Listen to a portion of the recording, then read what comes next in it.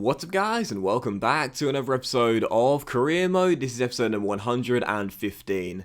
And we start today's episode off with some player training and also look at our World Cup qualifying group with England, where we've got Russia, Belgium, Greece, Finland and Bulgaria. Of course, we beat Greece in the group stage of the Euros in the summer, and they're our first opponents for the group as well, which I definitely think we should be able to qualify for. We only need to finish in the top two, and as you can see, we start off with 2 wins from 2. First 2-0 win over Greece, and then a 5-0 win over Belgium means we sit top of the group from our first 2 games, 8 to go, and yeah, I feel confident we should be able to qualify for the World Cup. You know, sometimes you guys do ask me, why don't you play the qualifiers with your national team? I've just never done it before. I've just never felt the need to do it before, because I don't think I've ever missed out on qualification through simulation alone. So it would just take up way too much time in the videos, and yeah, I feel confident that the assistant manager, if you will, can get us to the national tournaments. So I don't think they've ever failed to do so once before in all the series I've done.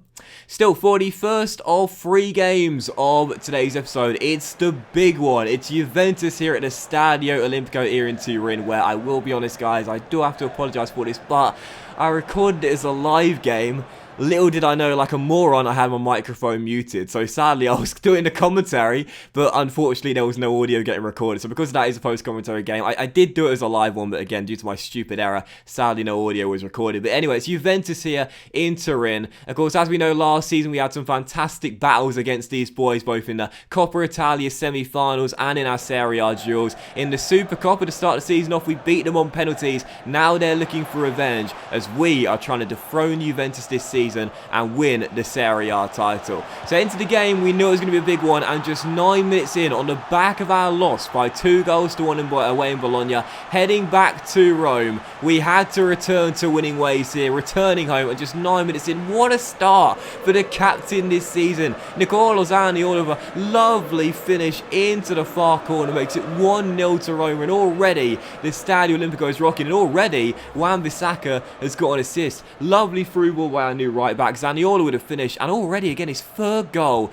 in the Serie A. Zaniolo this season, the captain, is leading by example and really looking to be a much more goal threat, much bigger goal threat than he was last season. So 1-0 to Roma. In the 17th minute, it was a great save by Paul Lopez to keep it at 1-0 though, but in the 33rd minute, how about this? Emmanuel Aya making his debut in a Roma shirt in a massive game against Juventus in place of Ferro, wins the ball back on Oyarzabal and sets up a counter-attack. Lovely little piece of skill here by Toney to evade N'Golo Kante, turns the Frenchman, rolls it into Keane, and as Keane finds Mandragora, he slides it into Toney, shot saved by Castells, but Keane turns in the rebound, and Roma, with 9 minutes to go in the half, double their lead, and it's a rebound goal. You know, the rebound goals were scored in like every episode at the start of the season. We don't really see them much nowadays, but this one falls in our favour. Toney's shot saved by the Belgian, but Keane follows up the rebound, makes it 2-0 to Roma, and we have had an amazing first half, but we have Paul Lopez to thank for the fact we weren't conceding goals in the first half.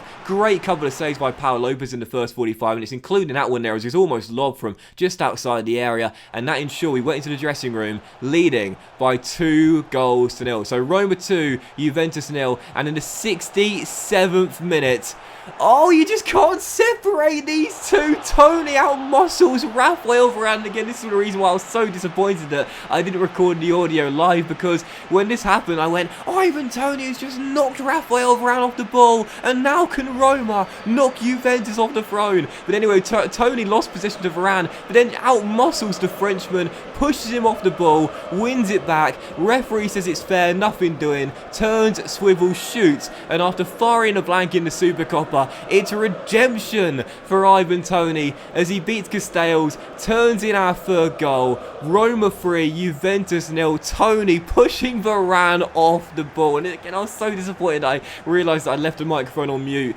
Anyway, 3-0 to Roma, and that was how the game would finish. What a win for Roma, what a performance, what a victory, and what a statement so early on in the season. We go to Bologna in North Italy, we lose the game, and Juventus were laughing, thinking, oh, you boys just can't stop slipping up. Next game after the international break, bang, 3-0. How about that? So what a fantastic performance, what a fantastic win, and the Toney Varane duel continues. Absolutely amazing. Safe to say Toney definitely won that round.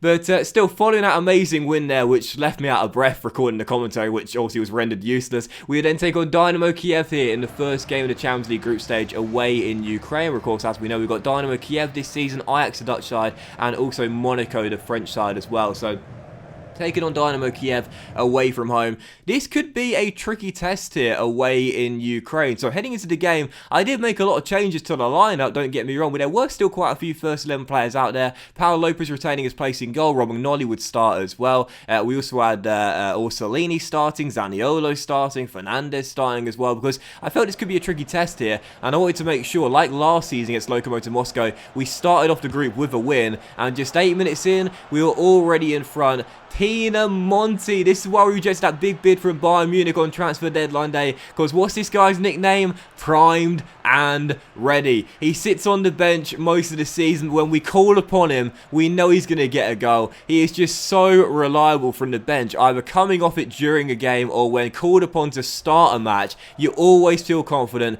Pinamonti's going to grab you a goal. He was the top scorer in the Coppa Italia last year on our way to winning it. And he gives us the lead early on in this game, making it Dinamo Kiev 0, Roma 1, and he almost had his second goal just a few minutes later. What a fantastic ball by Diaz, but what a fantastic save there. Still 1-0, but it was all Roma in the opening stage. We should have been 2 or 3 goals up here 20 minutes in. Orsolini here denied by the goalkeeper as well after a lovely piece of skill there sent him through, but sadly couldn't put it straight, couldn't put it either side the goalkeeper and instead straight at him. But it was only a matter of time before we would find that second goal. And in the 37th minute, our starters combined for it. Gedson Fernandez sent the ball over the top, and oh my word, Nicolo Zaniolo, the captain. What do we say about this guy last season? He didn't score enough goals. Well, this season, that's already his 4th in all competitions. Man's on fire. Great ball by Gedson over the top. Nicolo runs onto it, and the skipper finesse it into the far corner. Finally, gives us our 2-goal cushion and extends our lead, much deservedly so as well. So Dinamo Kiev 0, Roma 2. Unfortunately, we couldn't hold on to the clean sheet. Mohamed would make it 2-1 as the Ukrainian side would find themselves a consolation goal. And look at this for a lovely move as well. I had to show the replay for this one. This was just so nice. Really nice incisive passing there to open up our back line and also take advantage of the fact I brought Paolo Lopez out stupidly. But 2-1, Dinamo Kiev get a goal back, but it was just a consolation goal, and it was a thoroughly deserving win on match day 1 for Roma.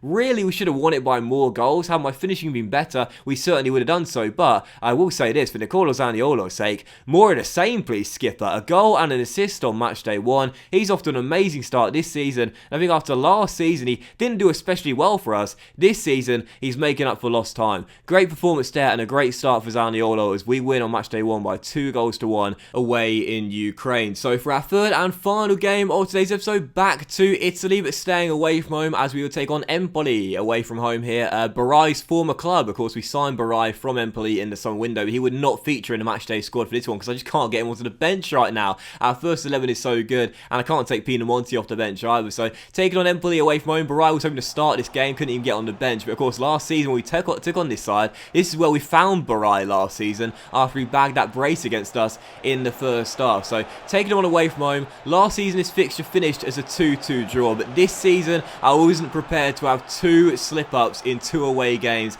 in the Serie A. 20 minutes in, it's a goal for Roma, and it's another assist for Ivan Toney. Seriously, this guy this season, I know he's got 4 goals in the Serie A, but I think he's got more assists than goals to begin the campaign off there. Stepping inside from the left-hand side after Ollie Shaw won the ball back deep in our own half, spots Orsolini, and these guys have got such an amazing partnership. Lovely ball by Toney, Ricardo with the finish. That's already his 3rd goal in the Serie A this season, and Roma have a very early lead. So Empoli 0, Roma 1, and 26 minutes in, we were looking for our 2nd goal. Shaw rolls Keane down left-hand side, and who's arriving at the far post? It's that man once again. Nicolo Zaniolo has done it again. Another goal for Zaniolo. That's 4 goals in 4 games for our captain. 4 in 4 for the man last season who just couldn't seem to score goals consistently. This season, that's all he's doing. 2-0 to Roma. Great selfless assist by Keane as well as we go 2 goals up. And on the stroke of the half-time mark, a great chance to make it 3. And Ivan Toney, oh my word.